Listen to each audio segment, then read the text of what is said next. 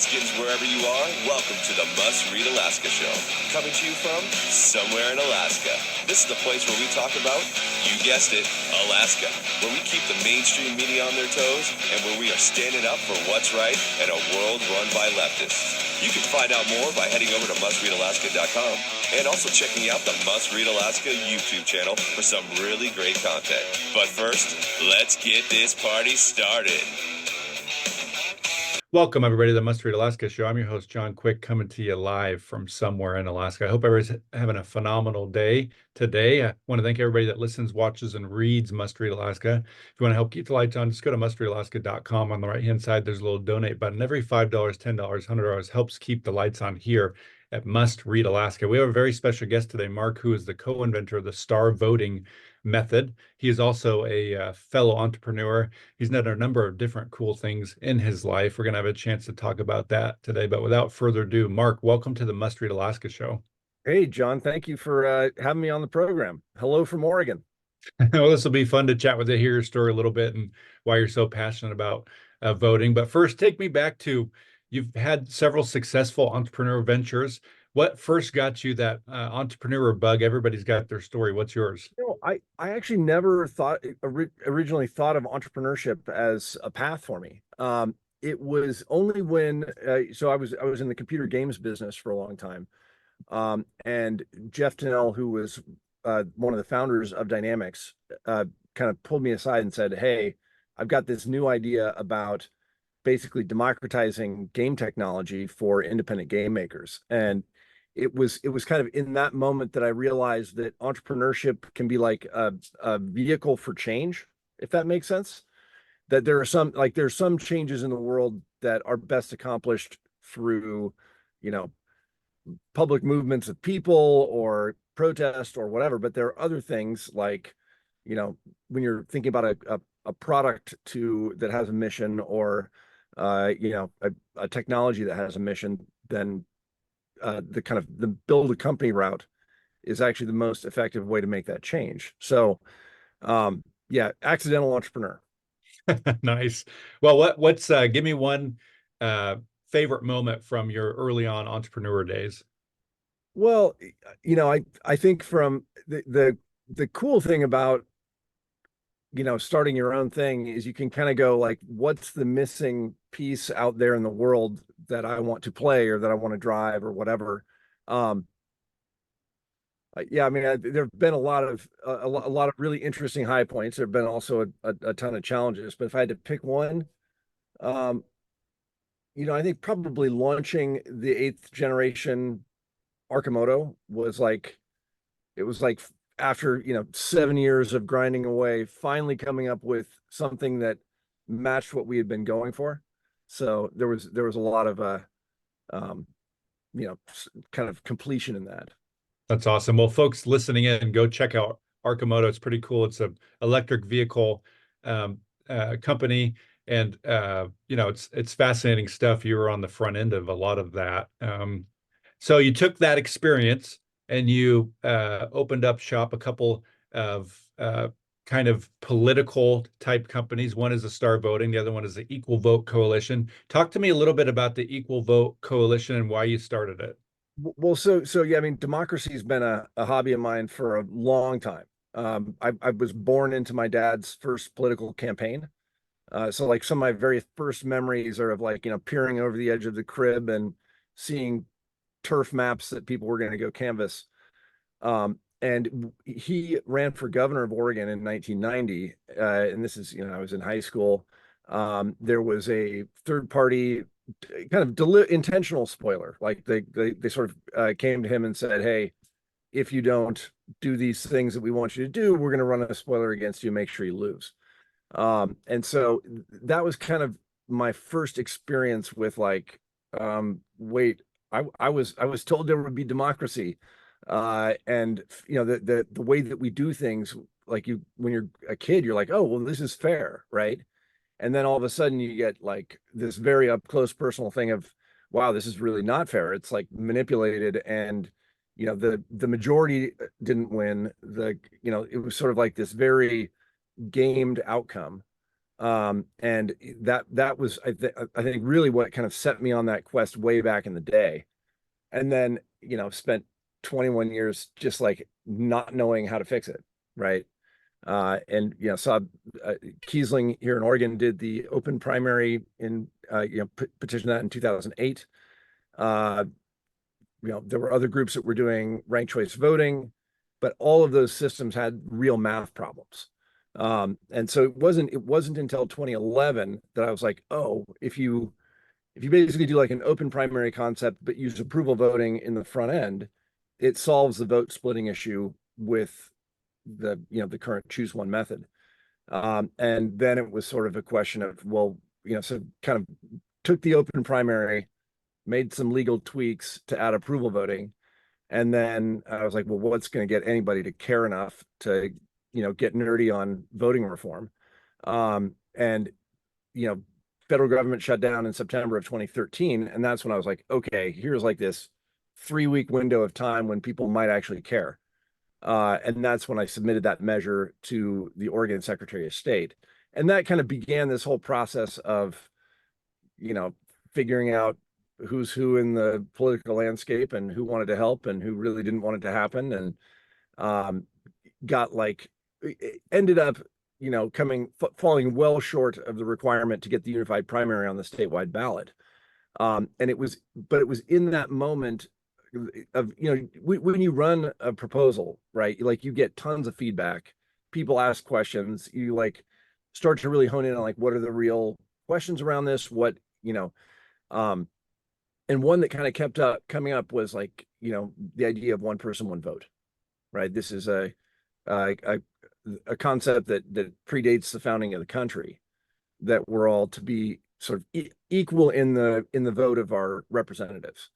And coming to realize that there is this baked in inequality in how we vote now. I mean, this was kind of like the aha of 2014 for me, was like, in any election where there are two candidates, the choice of one is equal, right? You vote for A, I vote for B.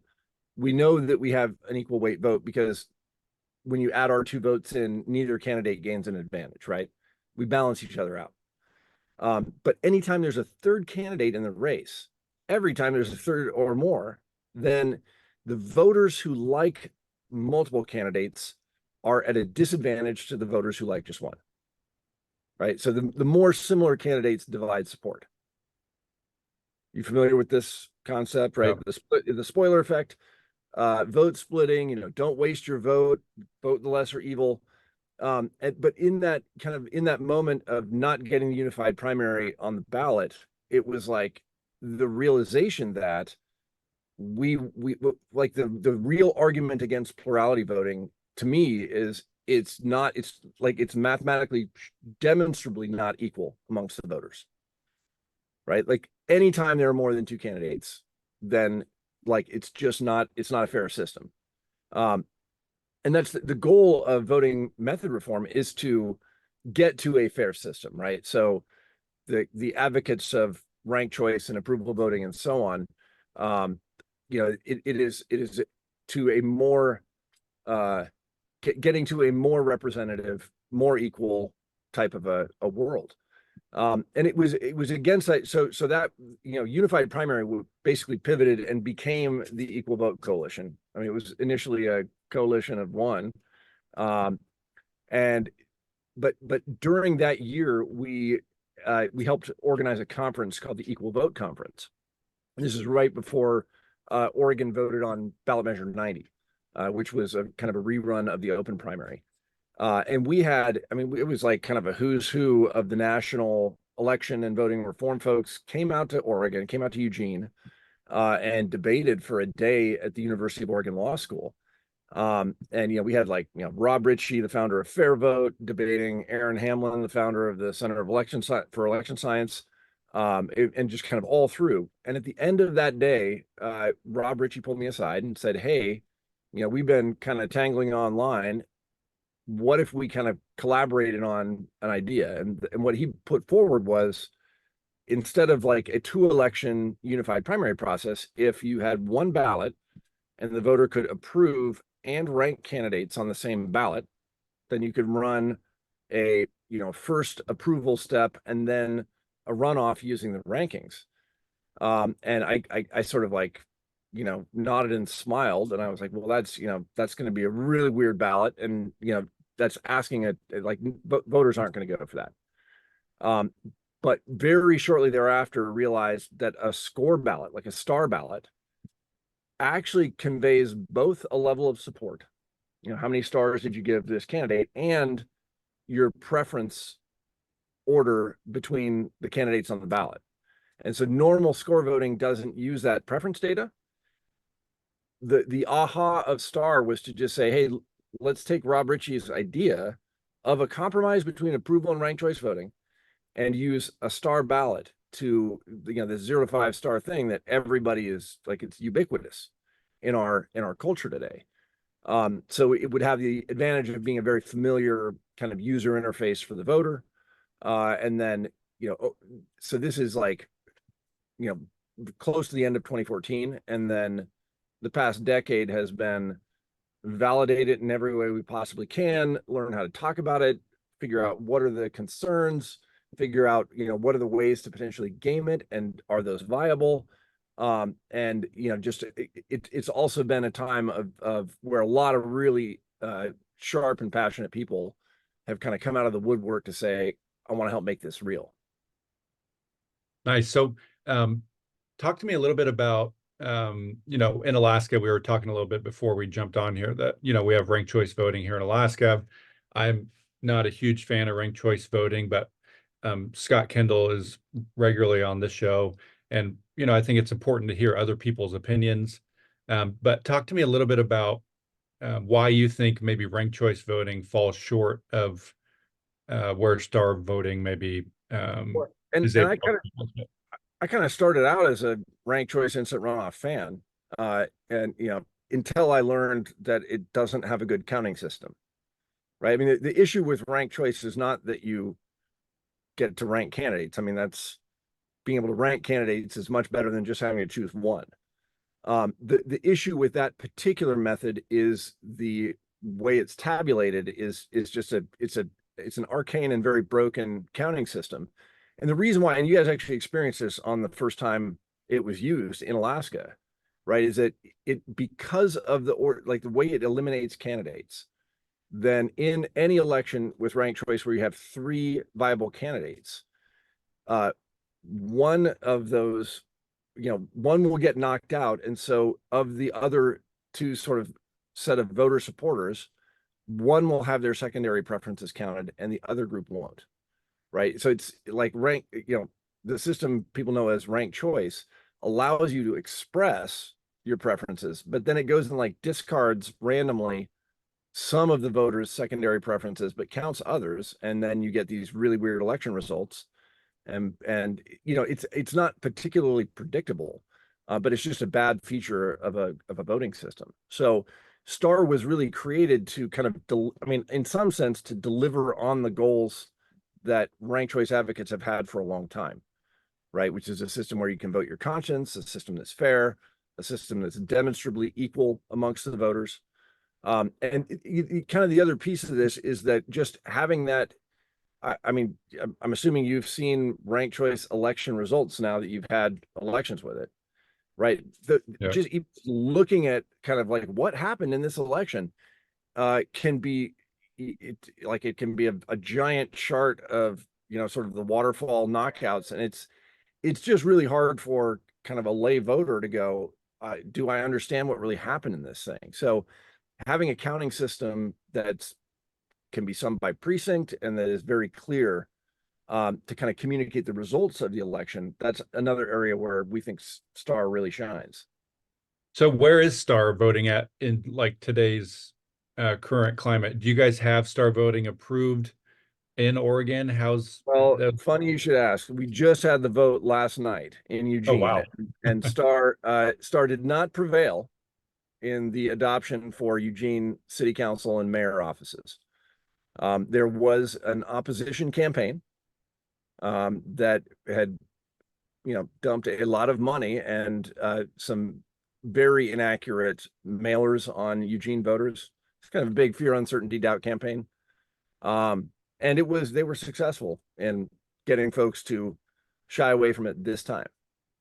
The odd part is that the opposition campaign is actually the pro ranked choice statewide campaign folks up in Portland. So I think today is a day of sort of post-mortem on the process, and then figure out with the team, well, what did we learn, what can we do better, and what's the next step. This is a kind of a super hypothetical question that is, just curious to get your thoughts. Do you think had Alaska had star voting instead of ranked choice voting, do you think Mary Patola still wins in that election?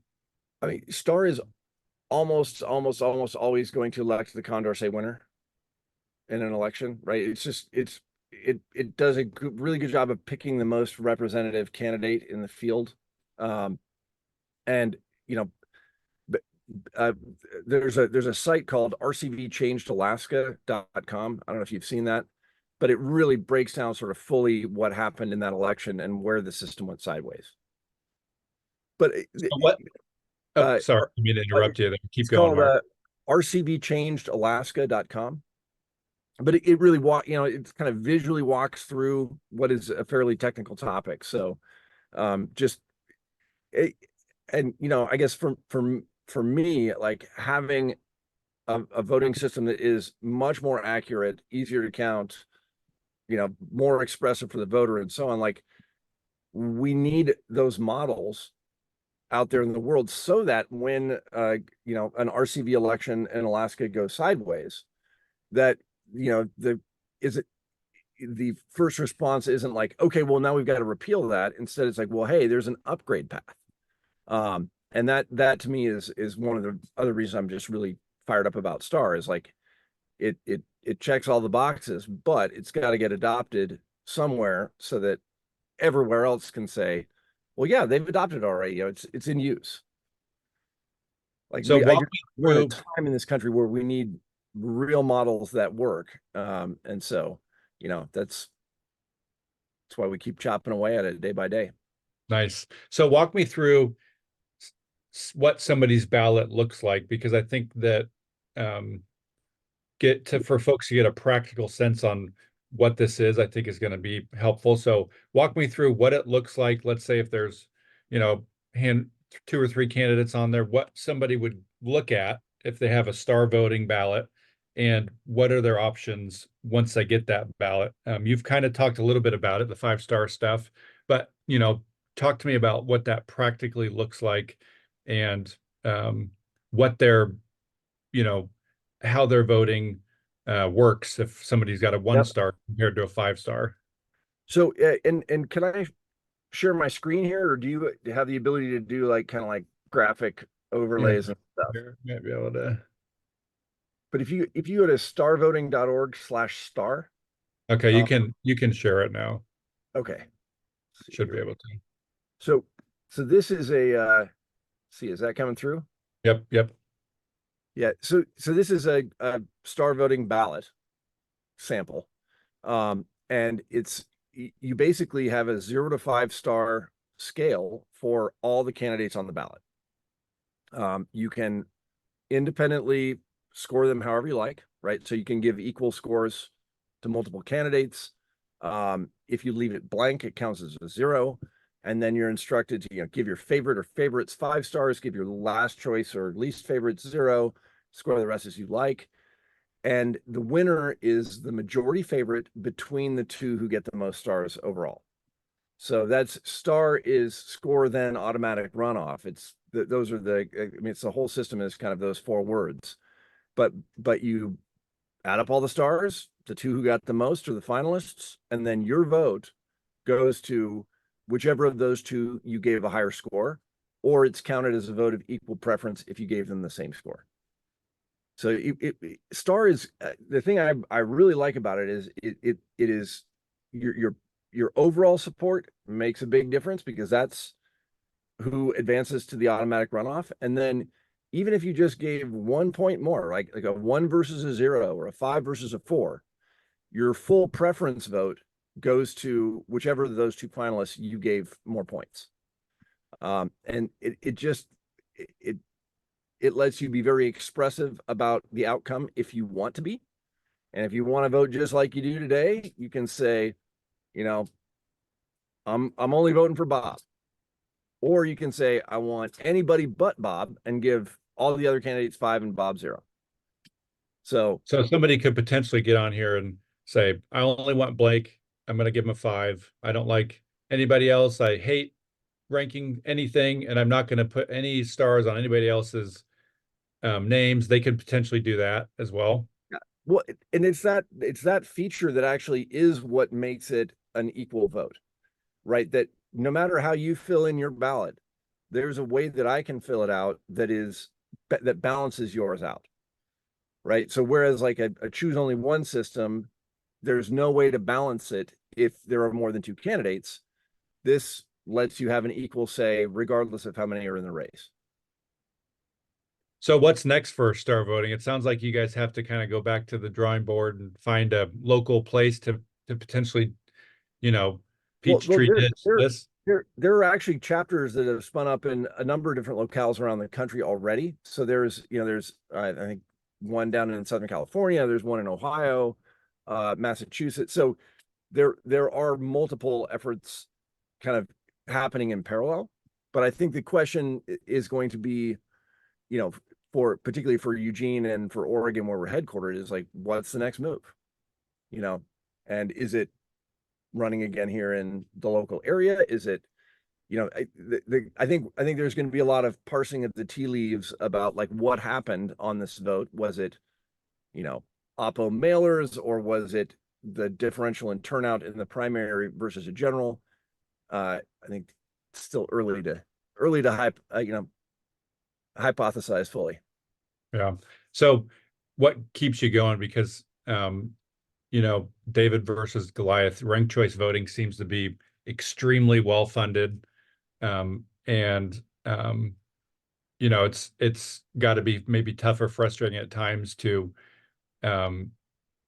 see things like this and then, not prevail. So what keeps you going at the end of the day? What makes you get up, put your, get your coffee, keep fighting, all that kind of stuff? Yeah, I think just the magnitude and importance of the problem and challenge, right? That it's this, when you start thinking about our national political problem of being in this hyper divided, kind of special interest dominated political landscape all over the place, I think we persist at that, at our peril. I think it is getting that wedge is kind of growing. It appears. So, to me, the real, like, we need to fix this thing that has been a bug in how we do this since the beginning of the country. And so I guess I have some measure of like, big changes take time, right? Like, ranked choice voting is a 150-year-old system, and it's finally getting a little bit of legs, 150 years later for statewide. Approval voting has been around since the 70s, and it got its first election like 45 years later.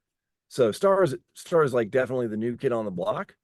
And the speed at which, it has built momentum and enthusiasm, I think really speaks to its potential as a reform. But definitely, like, getting it into the world, that's going 0 to 1 is a critical step that we still need to do. So I think, but particularly for Alaska, it's like, hey, again, like the idea of ranked choice, like the reasons why Alaskans wanted it, are generally good ones, but it's just I think it's regularly oversold. And then when it breaks, you're like, wait, that didn't work, Oh, crap. Okay. So What's the warranty on this thing? It's not working right. yeah, get it in for repairs. It's called star voting. Come on, Alaska. You can be the first state. So talk to me a little bit about, there's going to be people that listen to this, even outside of Alaska, a lot of our listeners are folks who maybe lived in Alaska for a little bit, or maybe they're, obsessed with Alaska because they watch all the Alaska reality shows, and we kind of glean off some of that. So all of our listeners, they're all over the globe. Let's say if somebody was interested, they live in North Dakota or whatever it is, some small town in Iowa, and they want to find out more about Star Voting. Tell me the easiest way for them to kind of track you all down and hear more about it. Yeah, that website I had up, starvoting.org, is a great place to start. Yeah, it fully explains the system and also lets you sign up to volunteer. And we've got people really from all around the country working on this topic in their own locales, and so there's kind of like a good nexus point for sharing, learning about the system, and for finding other folks in your area that might be interested in starting something new. Nice. Well, Mark, I really appreciate you joining us. Our time has kind of gone by in a flash here. Do you have any last minute thoughts before we head off? The floor is yours. Well, hey, again, really appreciate you having me on the program, and really appreciate you, helping to educate. I mean, this is a very nuanced field, and so I think the real trick here is educating on what the opportunities are. So really appreciate you having me, and I'll be curious to see how Alaskan election reformers move in this cycle and beyond. I think, to me, it's not just about stepping back and repeal. It's like, okay, well, what really solves the problem? And that's certainly where I'm going to put my energy. Nice. Well, Mark, I really appreciate you joining us here on the Must Read Alaska show. For folks interested in hearing more, I'll put all the links in the podcast description. Go check it out. And for folks that watch, listen, or read Must Read Alaska, we want to thank you for doing that. If you want to help keep the lights on, just go to mustreadalaska.com. On the right-hand side, there's a little donate button. Every $5, $10, $100 helps keep the lights on here at Must Read Alaska. And if you want to sponsor the Must Read Alaska show, just email me, John, JOHN, at mustreadalaska.com. We hope everybody has a phenomenal week. We hope the sun is going to finally come out. I'm looking out my window and I see gloomy rain clouds. So, man, it's got to get sunny by June because we're going camping in my family. So, Mark, again, thank you so much for joining us. Until next time, I'm John Quick from somewhere in Alaska.